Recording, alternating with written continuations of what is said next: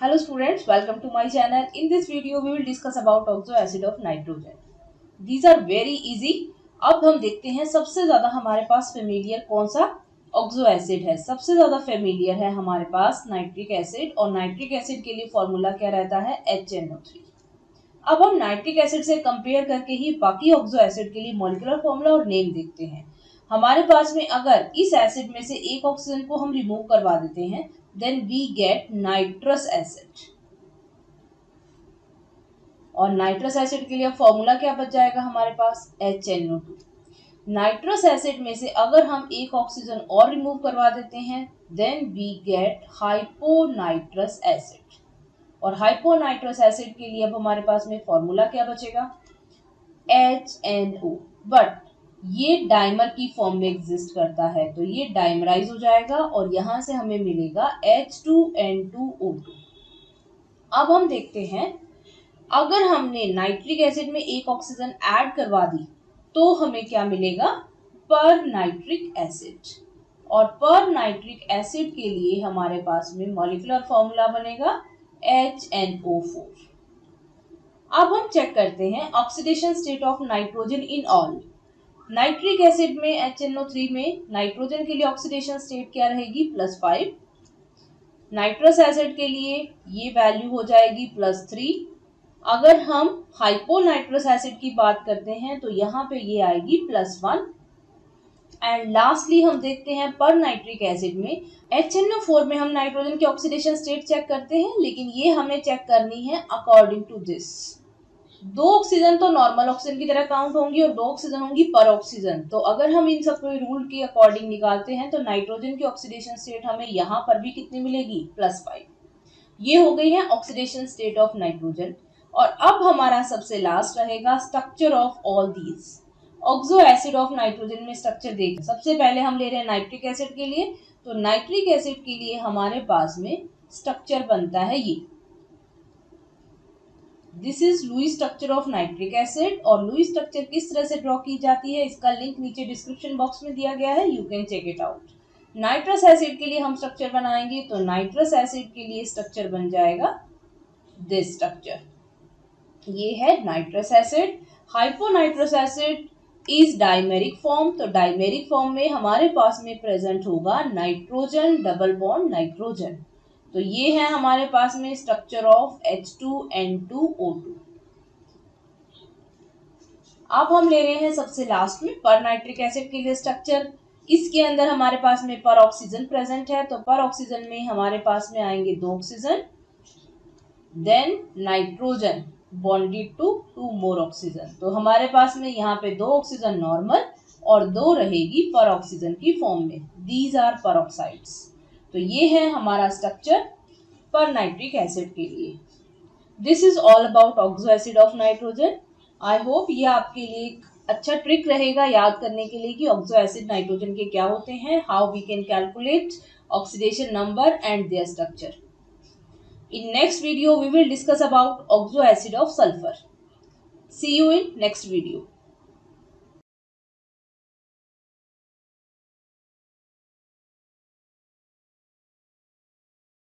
Hello students, welcome to my channel. In this video we are starting oxo acid of sulfur. Oxo acid of sulfur में सबसे main acid कौन सा रहेगा, that is sulphuric acid. Sulphuric acid is very common to you, और इसके लिए formula क्या है हमारे पास में, H2SO4। सेकेंड हम क्या ले सकते हैं, सल्फ्यूरिक एसिड में हमने एक ऑक्सीजन ऐड करवा दी तो हमें क्या मिल जाएगा यहाँ से, पर सल्फ्यूरिक एसिड। और पर सल्फ्यूरिक एसिड का फॉर्मूला क्या हो जाएगा, H2SO5। अब हम सल्फ्यूरिक एसिड के दो मॉलिक्यूल्स को हीट करवाते हैं और उसमें से एक वाटर मॉलिक्यूल रिमूव हो जाएगा ऑन हीटिंग। तो क्या बनेगा हमें, पायरोसल्फ्यूरिक एसिड। और पायरोसल्फ्यूरिक एसिड का फॉर्मूला क्या बन जाएगा, आप H2SO4 से चेक कर सकते हैं। H2SO4 को डबल कर दीजिए और उसके बाद उसमें से एक वाटर मॉलिक्यूल रिमूव करवा दो, तो यहाँ से हमें क्या मिल जाएगा, पायरोसल्फ्यूरिक एसिड। पायरोसल्फ्यूरिक एसिड में अगर हम एक ऑक्सीजन ऐड करवा देते हैं, देन वी गेट पर ऑक्सी डाई सल्फ्यूरिक एसिड। इसका मतलब यहाँ पर एक ऑक्सीजन पर ऑक्सीजन की फॉर्म में प्रेजेंट होगी, तो फॉर्मूला बना H2S2O8। एंड अगर हमने रिमूव करवाया है एक oxygen from pyrosulphuric acid, then we get hyposulphuric acid. और इसके अंदर हमारा फॉर्मूला क्या रह जाएगा अब, H2S2O6। Let us draw their structure. अब हम इनकी स्ट्रक्चर ड्रॉ करते हैं, then we will discuss about oxidation state of sulphur. Sulphuric acid के लिए स्ट्रक्चर कैसा बनेगा, this is Lewis structure for sulphuric acid. ये बन गया हमारे पास सल्फ्यूरिक एसिड के लिए लुईस स्ट्रक्चर। और इसी तरह से हम बनाएंगे पर सल्फ्यूरिक एसिड। तो पर सल्फ्यूरिक एसिड में एक ऑक्सीजन पेयर प्रेजेंट होगा एज पर ऑक्सीजन, तो ये हमने बना दिया पर ऑक्सीजन के लिए। और बाकी हमारे पास में नॉर्मल सल्फ्यूरिक एसिड जैसा ही स्ट्रक्चर आएगा। ये बना स्ट्रक्चर ऑफ पर sulphuric acid. Pyrosulphuric acid, pyrosulphuric acid के स्ट्रक्चर में आप लेंगे HOS double bond O double bond O। ऐसा ही बिल्कुल सेम स्ट्रक्चर आप दूसरी तरफ बना लो। ये समझ लो कि दो हमारे पास में क्या थे, ये इसी तरह से दो सल्फ्यूरिक एसिड जिनको हमने आपस में हीट करवाया था। और हीट करवाने के बाद में दोनों सल्फ्यूरिक एसिड में से क्या होगा, वाटर मॉलिक्यूल रिमूव होगा। अगर वाटर मॉलिक्यूल रिमूव होता है तो बीच में क्या हो जाएगा, दोनों में एक ऑक्सीजन बच जाएगा। This is structure of pyrosulphuric acid. अब हम लेते हैं परऑक्सी डाइसल्फ्यूरिक एसिड। परऑक्सी में बीच में दोनों सल्फर के बीच में परऑक्सी लिंकेज आएगा। तो यहां से ये देखिए क्या बनेगी स्ट्रक्चर, ये है हमारे पास में परऑक्सी डाइसल्फ्यूरिक एसिड का स्ट्रक्चर।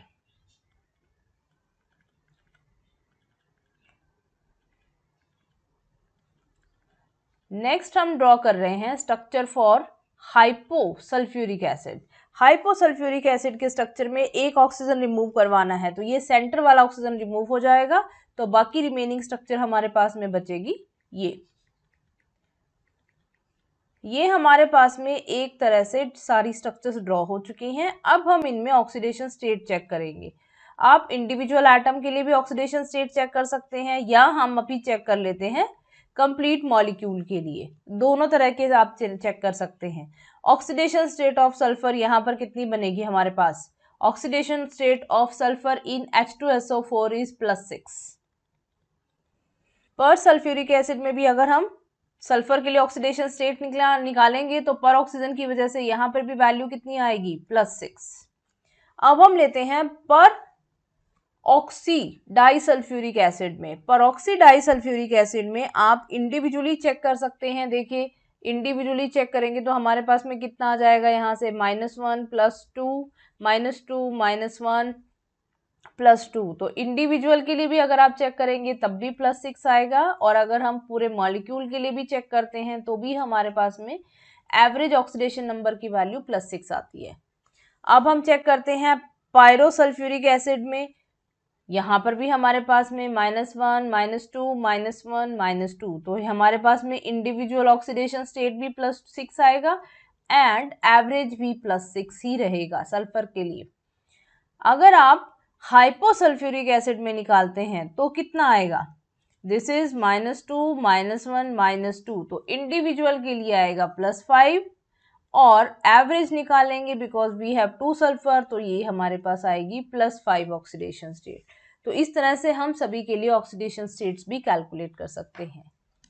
ये हमारा फर्स्ट पार्ट हुआ है जिसमें हमने सल्फ्यूरिक एसिड और उससे जितने भी और ऑक्सो एसिड बन सकते थे वो बनाए हैं। In next video we will discuss about sulphurous acid. See you in next video.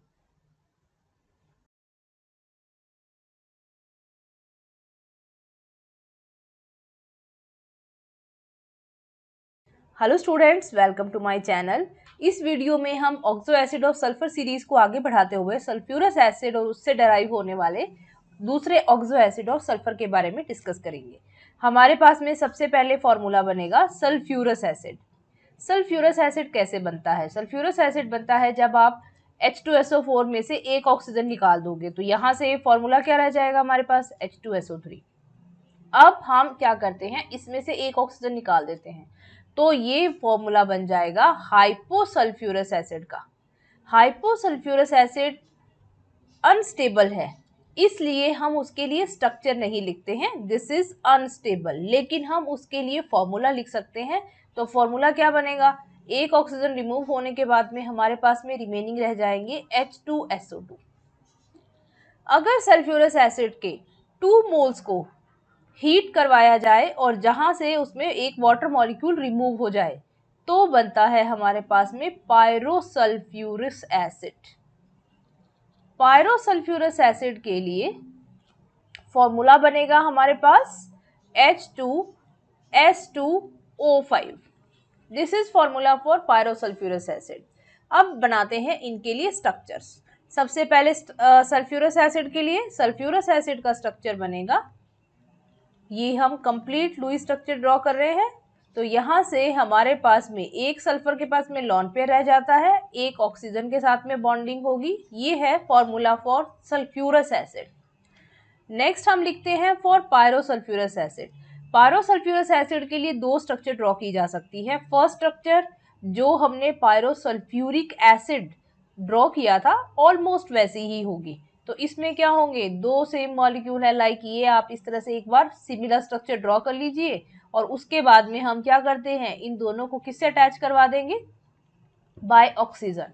तो पहला स्ट्रक्चर तो ये है, लेकिन इसके लिए एक और स्ट्रक्चर भी सजेस्टेड है और वो स्ट्रक्चर है ये। इस स्ट्रक्चर में ये वाला ऑक्सीजन लॉन पेयर की जगह यहाँ आ गया, तो हमारे पास में इस तरह से स्ट्रक्चर बन जाएगा इसका।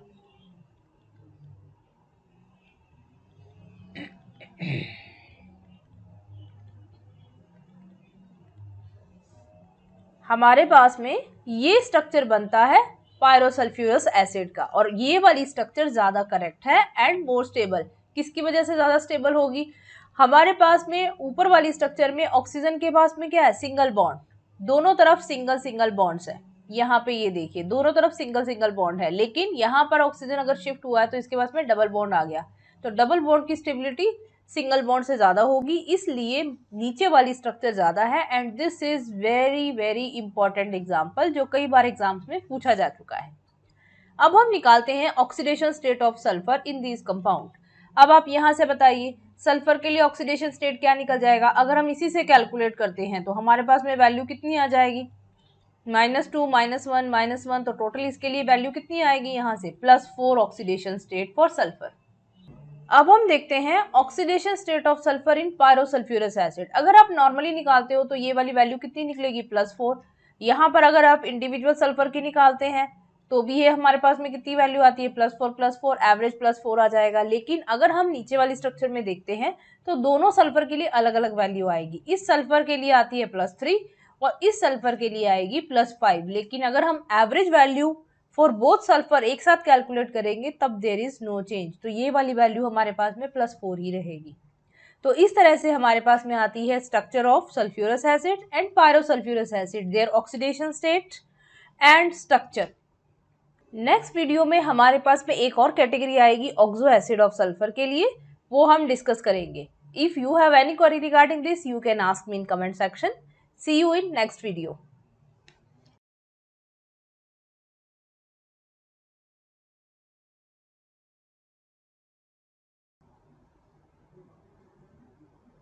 Hello students, welcome to my channel.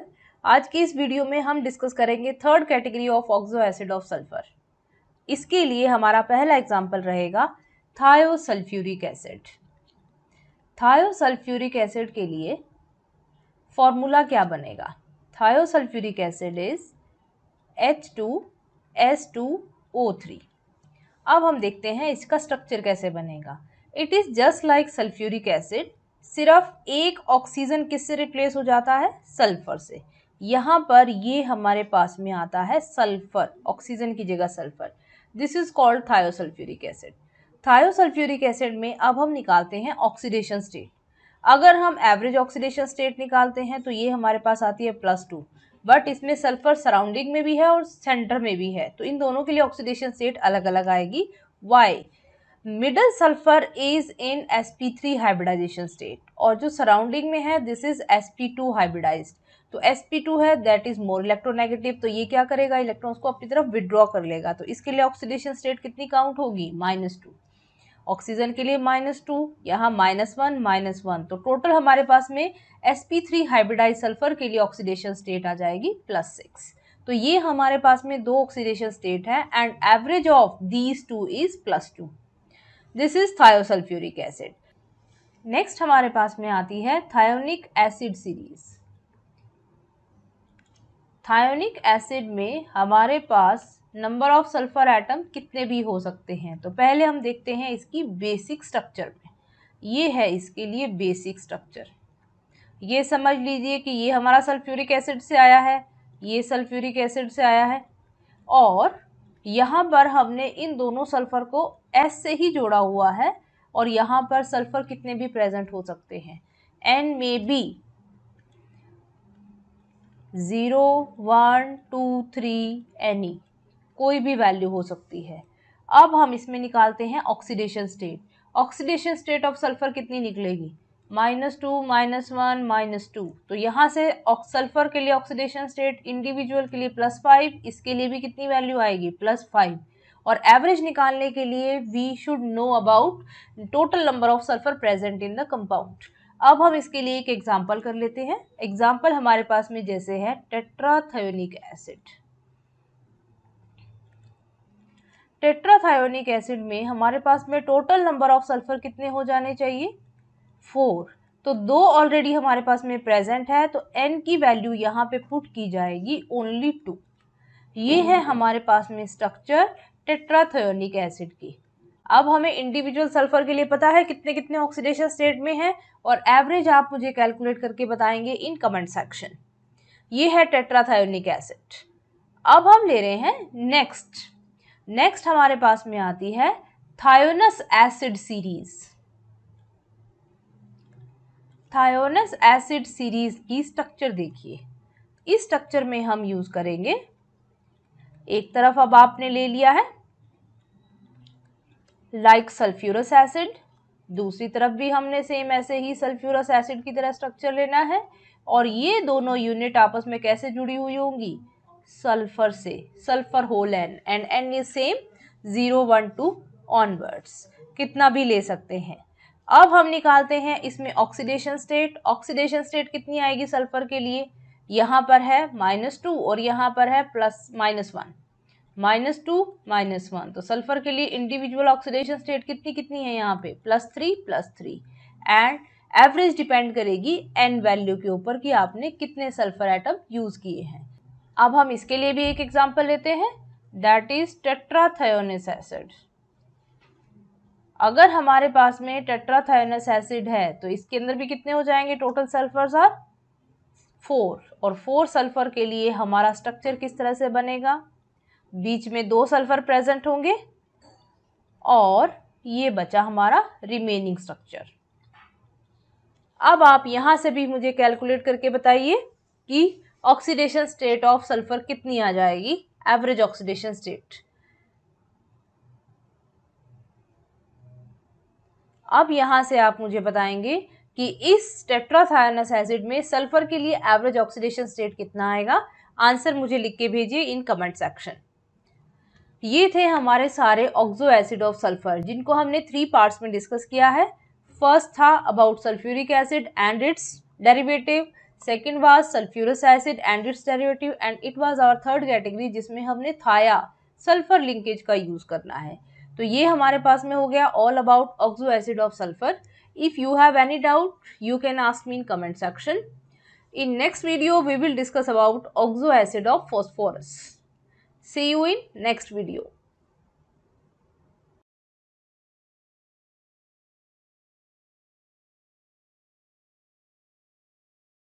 Hello students, welcome to my channel. इस वीडियो में हम डिस्कस करने वाले हैं ऑक्सो एसिड ऑफ फॉस्फोरस।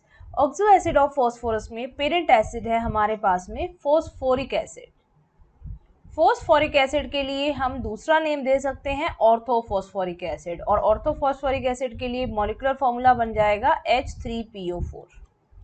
अब हम फॉस्फोरिक एसिड में से एक वाटर मॉलिक्यूल रिमूव करवा देते हैं फ्रॉम 1 मोल। एक ही मॉलिक्यूल लेना है और उसमें से हम वाटर मॉलिक्यूल रिमूव करवा रहे हैं, तो हमें मिलता है मेटाफॉस्फोरिक एसिड। मेटाफॉस्फोरिक एसिड के लिए फॉर्मूला क्या बच जाएगा हमारे पास में HPO3, but it exist as polymer, इसलिए हम इसका फॉर्मूला लिखते हैं HPO3 अगर हम फॉस्फोरिक एसिड के 2 मॉलिक्यूल में से एक वाटर मॉलिक्यूल रिमूव करवाते हैं तो ये बनता है पायरोफॉस्फोरिक एसिड। पायरोफॉस्फोरिक एसिड, और पायरोफॉस्फोरिक एसिड का फॉर्मूला क्या हो जाएगा हमारे पास H4P2O7। फॉस्फोरिक एसिड के एक ही मॉलिक्यूल में हमने एक ऑक्सीजन और ऐड करवा दिया, देन वी गेट पर ऑक्सी फॉस्फोरिक एसिड।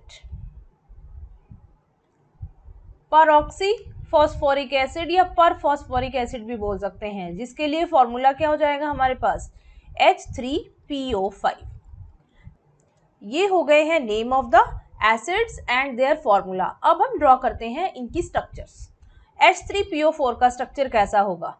सेंटर में phosphorus and it has 3 OH attach to it. जब हमने मेटाफॉस्फोरिक एसिड बनाना है तो मेटाफॉस्फोरिक एसिड में हमारे पास में स्ट्रक्चर क्या रहेगा? Polymeric structure. तो इसमें से मैं फॉर्म करा रही हूं अभी ट्राइमर। तो ट्राइमर का स्ट्रक्चर कैसा रहेगा देखिए, इस तरह से एक 6 मेंबर्ड रिंग होगी और इसमें हर एक फॉस्फोरस के पास में एक डबल बॉन्ड O और एक OH। बहुत सिंपल है लर्न करना। ये है हमारे पास में ट्राइमर ऑफ मेटाफॉस्फोरिक एसिड। पर ऑक्सी फॉस्फोरिक एसिड, पर ऑक्सी फॉस्फोरिक एसिड में क्या होगा? एक पर ऑक्सी बॉन्ड प्रेजेंट होगा। तो पर ऑक्सी बॉन्ड किस तरह से शो करेंगे हम? हमारे पास में किसी भी एक ऑक्सीजन हाइड्रोजन बॉन्ड में एक और ऑक्सीजन इंट्रोड्यूस करा देंगे। This would be परऑक्सी phosphoric acid. ये यहाँ पे पर ऑक्सीजन प्रेजेंट होगी। अब है हमारे पास में phosphoric acid. Phosphoric acid is also known as diphosphoric acid, और इसके लिए स्ट्रक्चर कैसा बनेगा? OH P double bond O OH। यहाँ पे सेम इसी तरह से एक और हम स्ट्रक्चर ड्रॉ कर देते हैं, और उसके बाद में इन दोनों P को आपने जोड़ना है through oxygen. This is structure of pyrophosphoric acid. अब हम ले रहे हैं oxidation state of phosphorus in each acid. यहाँ से हम ऑक्सीडेशन स्टेट निकालते हैं, तो फॉस्फोरस के लिए ऑक्सीडेशन स्टेट आएगी +5। नेक्स्ट में हम निकालते हैं पर ऑक्सी फॉस्फोरिक एसिड। पर ऑक्सी फॉस्फोरिक एसिड में भी बिकॉज पर ऑक्सीजन की प्रेजेंस है, ऑक्सीजन ज़्यादा हो गई है, लेकिन फिर भी इसके ऑक्सीडेशन स्टेट की वैल्यू में कोई चेंज नहीं होता। +5 is maximum oxidation state for this. इसके बाद में हम निकालते हैं पायरोफॉस्फोरिक एसिड में। पायरोफॉस्फोरिक एसिड में भी there is no change in oxidation state of phosphorus. दोनों फॉस्फोरस के लिए इंडिविजुअली भी +5 आएगी, और अगर हम एवरेज करके निकालते हैं then we get +5 oxidation state. Metaphosphoric acid में भी अगर आप यहाँ से कैलकुलेट करके देखेंगे तो यहाँ से हमारे पास में ऑक्सीडेशन स्टेट ऑफ फॉस्फोरस आती है +5। तो जितने भी हमने यहाँ पे एसिड डिस्कस किए हैं सबके लिए हमारे पास में सेम ऑक्सीडेशन स्टेट आती है फॉस्फोरस के लिए। फॉस्फोरिक एसिड सीरीज में अब हमारे पास में नेक्स्ट एग्जाम्पल क्या बनेगा? पायरोफॉस्फोरिक एसिड में से अगर हम एक ऑक्सीजन को रिमूव करवा देते हैं तो हमें मिलता है हाइपोफॉस्फोरिक एसिड, और इसके लिए फॉर्मूला क्या बन जाएगा? H4P2O6। और अगर हम इसके अंदर एक ऑक्सीजन ऐड करवा देते हैं तो हमें मिलता है per oxy di phosphoric acid. Formula क्या बनेगा इसके लिए? H4P2O8। अब हम ड्रॉ करते हैं इनके स्ट्रक्चर। हाइपोफॉस्फोरिक एसिड में जो P को जोड़ने वाला ऑक्सीजन है वो रिमूव हो जाएगा, बाकी सारी स्ट्रक्चर सेम रहेगी इसमें। ये बनेगा स्ट्रक्चर फॉर हाइपोफॉस्फोरिक एसिड। अब हम लेते हैं परऑक्सीडाइज्ड फॉस्फोरिक एसिड। फॉस्फोरस फॉस्फोरस के बीच में आ जाती है परऑक्सी लिंकेज। यहां से फॉस्फोरस और फॉस्फोरस के बीच में 2 ऑक्सीजन प्रेजेंट होंगी और ये बनेगा हमारे पास में स्ट्रक्चर ऑफ परऑक्सी डाइफॉस्फोरिक एसिड। अब हम कैलकुलेट करते हैं यहां से oxidation number of phosphorus in all these compounds. Phosphorus के लिए ऑक्सीडेशन स्टेट हम यहां पर निकालते हैं। पायरोफॉस्फोरिक में देयर इज नो चेंज, जो भी इसके लिए हाईएस्ट पॉसिबल होता है ऑक्सीडेशन नंबर वही होगा। तो यहाँ पर एवरेज निकालते हैं तो भी हमारे पास में बनता है +5 ऑक्सीडेशन स्टेट। अगर हम निकालते हैं परऑक्सी डाइफॉस्फोरिक एसिड में तो यहाँ पर भी because of peroxy linkage there is no change in its oxidation state, तो यहाँ से भी इंडिविजुअल फॉस्फोरस के लिए भी +5 आएगा और एवरेज निकालेंगे तो भी इसमें फॉस्फोरस के लिए ऑक्सीडेशन स्टेट की वैल्यू +5 आती है। लास्ट हमारा एग्जांपल है हाइपोफॉस्फोरिक एसिड। हाइपोफॉस्फोरिक एसिड में आप सराउंडिंग देखिए, इसके अंदर ऑक्सीजन डिक्रीज हुआ है, so there must be change in oxidation state. तो यहां से अगर हम लेते हैं then we get +4 oxidation state for each phosphorus. तो +4 ऑक्सीडेशन स्टेट दोनों फॉस्फोरस के लिए हैं और अगर हम एवरेज निकालेंगे तो भी हमारे पास में ऑक्सीडेशन स्टेट ऑफ फॉस्फोरस आएगी +4। ये है हमारे पास में फॉस्फोरिक एसिड सीरीज के सभी एसिड। नेक्स्ट वीडियो में हम डिस्कस करेंगे फॉस्फोरस एसिड सीरीज के सब एसिड कैसे होंगे। See you in next video.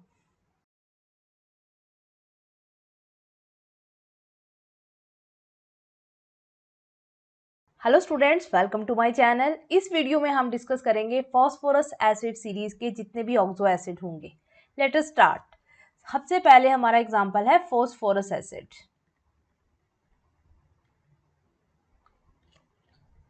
Phosphorous acid के लिए फॉर्मूला होगा H3PO3। अगर हम फॉस्फोरिक एसिड में से एक ऑक्सीजन रिमूव करवा देते हैं तो ये बन जाएगा फॉर्मूला फॉर फॉस्फोरस एसिड। और अगर हमने फॉस्फोरस एसिड में से एक और ऑक्सीजन रिमूव करवा दिया then we get hypophosphorus acid. Hypophosphorous acid के लिए फॉर्मूला रहेगा H3PO2। फॉस्फोरस एसिड के एक मॉलिक्यूल में से अगर हमने वाटर मॉलिक्यूल रिमूव करवा दिया, water molecule removed from 1 mole, single molecule इसको हम बोल सकते हैं। अगर हम इंट्रामॉलिक्यूलर रिमूवर करवा रहे हैं then we get meta phosphorus acid. और मेटा फॉस्फोरस एसिड का फॉर्मूला रहेगा HPO2। Meta phosphorus acid just like meta phosphoric acid exist as polymer, तो इसका फॉर्मूला लिखा जाएगा HPO2(N). अगर हमने फॉस्फोरस एसिड के 2 मॉलिक्यूल में से एक वाटर मॉलिक्यूल रिमूव करवाया -H2O फ्रॉम 2 मॉलिक्यूल, तो हम इसमें बोलेंगे पायरोफॉस्फोरस एसिड। और इसके लिए फॉर्मूला बनेगा H4P2O5। ये हो गए हैं नेम एंड मॉलिक्यूलर फॉर्मूला। अब हम ड्रॉ करते हैं इनके लिए structure. Phosphorous acid P double bond O H OH and OH। Hypophosphorous acid, इसमें से ही एक ऑक्सीजन को रिमूव करवा देंगे तो 2 हाइड्रोजन डायरेक्टली बॉन्डेड हो जाएंगे with phosphorus. Metaphosphorous acid, metaphosphorous acid is existing in polymeric state, तो हम इसके लिए ट्राइमर की फॉर्मेशन करवा रहे हैं। तो ट्राइमर कैसा बनेगा इसके लिए? ऑल्टरनेट पोजीशन पे फॉस्फोरस ऑक्सीजन फॉस्फोरस जोड़कर हम एक हेक्सागोनल रिंग बनाते हैं और उसके बाद में हम हर एक फॉस्फोरस के पास एक ऑक्सीजन और एक हाइड्रोजन की बॉन्डिंग शो करेंगे। एक ऑक्सीजन एक hydrogen. This is structure of trimer of metaphosphorous acid. Next हम ले रहे हैं पायरोफॉस्फोरस एसिड। पायरोफॉस्फोरस एसिड के लिए P double bond O H and OH।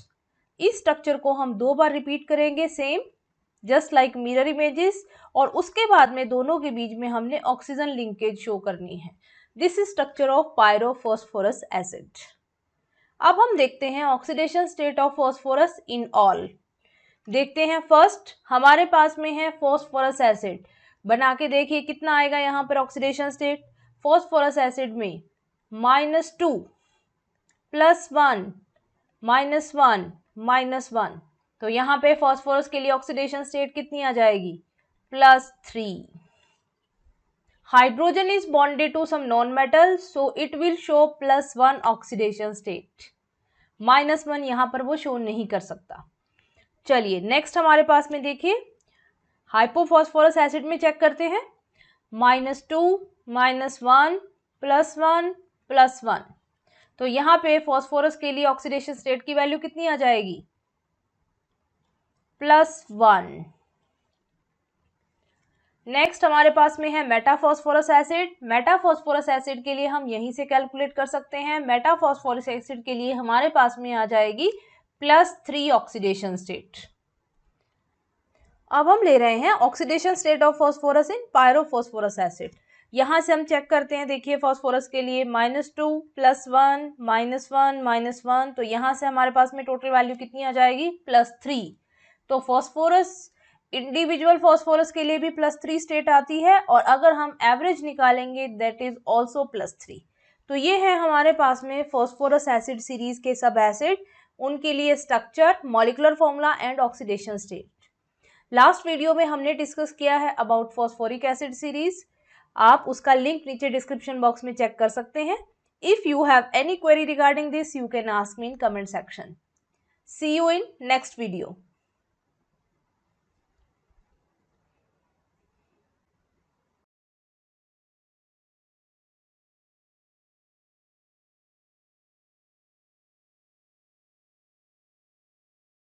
Hello students, welcome to my channel. In this video we will discuss about oxo acid of halogen. Halogen के oxo acid total 4 type के होते हैं। Let us see. First है हमारे पास hypohalous acid.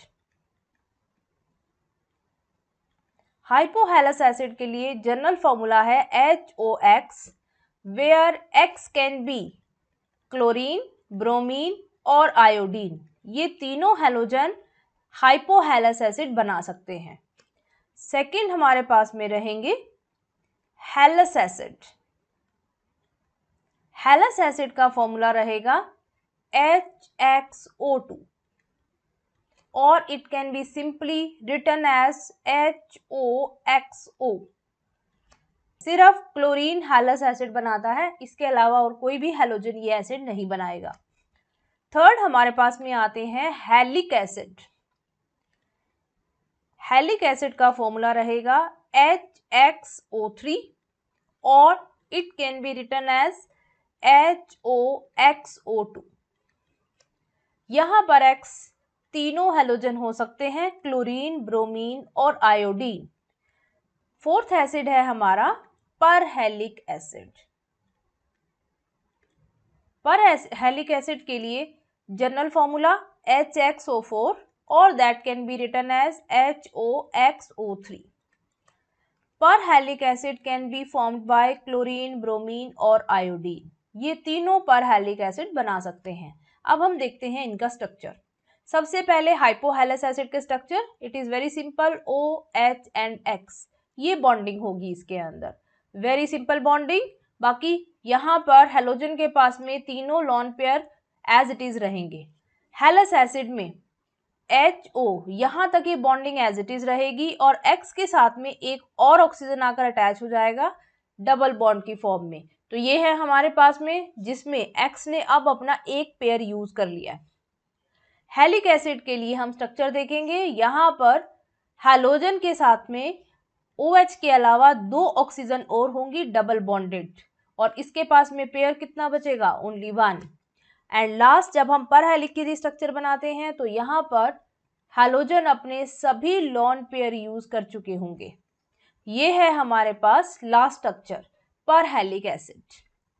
अब हम निकालते हैं oxidation state of halogen. Halogen के लिए ऑक्सीडेशन स्टेट कितनी होगी? अगर हम हाइपोहेलस एसिड में चेक करते हैं तो यहां पर हमारे पास ऑक्सीडेशन स्टेट आएगी हैलोजन के लिए +1। अगर हम निकालते हैं हेलस एसिड के लिए तो हमारे पास ऑक्सीडेशन स्टेट आती है टोटल +3। हैलिक एसिड हैलोजन के लिए ऑक्सीडेशन स्टेट +5 और परहैलिक एसिड में ये अपनी हाईएस्ट ऑक्सीडेशन स्टेट में प्रेजेंट होंगे, that is +7 oxidation state. This is all about oxo acid of halogen. यहां से हमने कर लिया है type of oxo acid of halogen, their structure, molecular formula and also oxidation state of halogen in each acid. If you have any query regarding this, you can ask me in comment section. See you in next video.